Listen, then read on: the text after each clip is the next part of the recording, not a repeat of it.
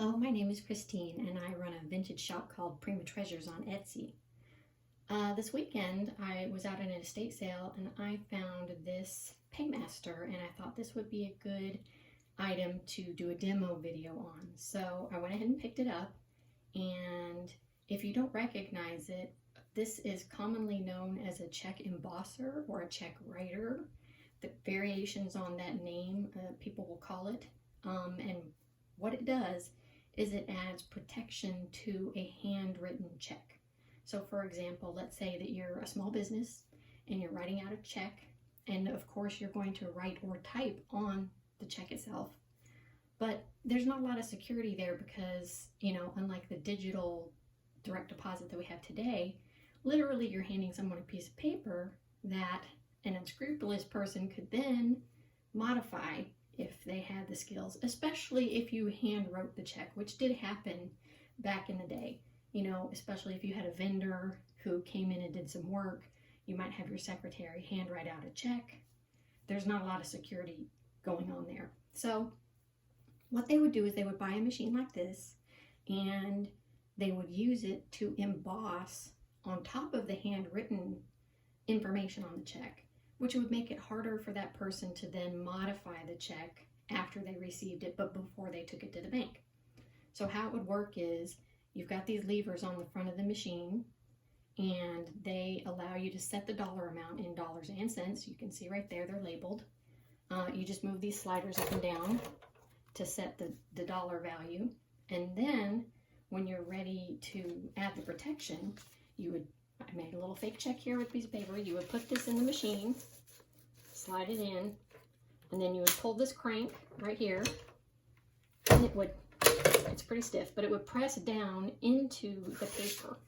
And I'm going to show you what that looks like. The ink is very faint on this machine, but you can see there's a line of just dots across here. It's like a rectangular grid. And then underneath that, it has embossed, pressed into the paper, the dollar amount of $250.00.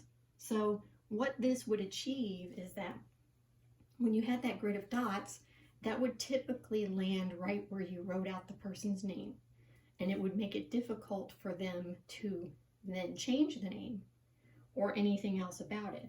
And then under the dollar amount, again, the dollar amount is embossed and punched into the paper, so now they can't do anything to modify it because you've imprinted with the dot pattern, the punched dot pattern, the dollar amount, and when it got to the bank, they would then be able to easily see somehow that it had been modified.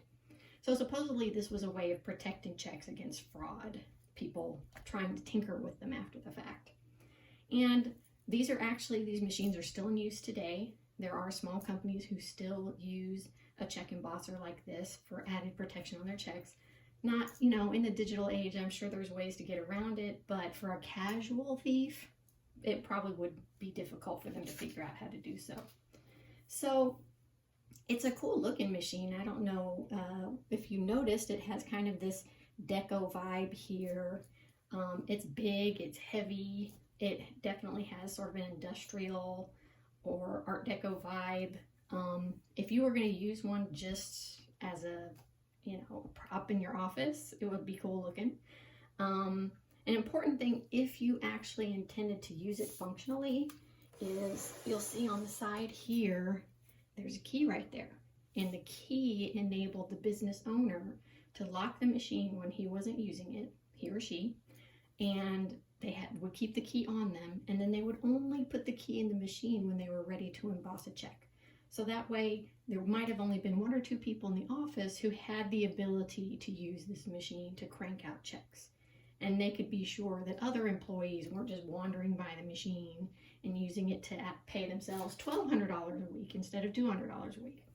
So these are interesting relics from, I would say this machine is probably 1950s, 1960s. And as I said, there are people who still use them today.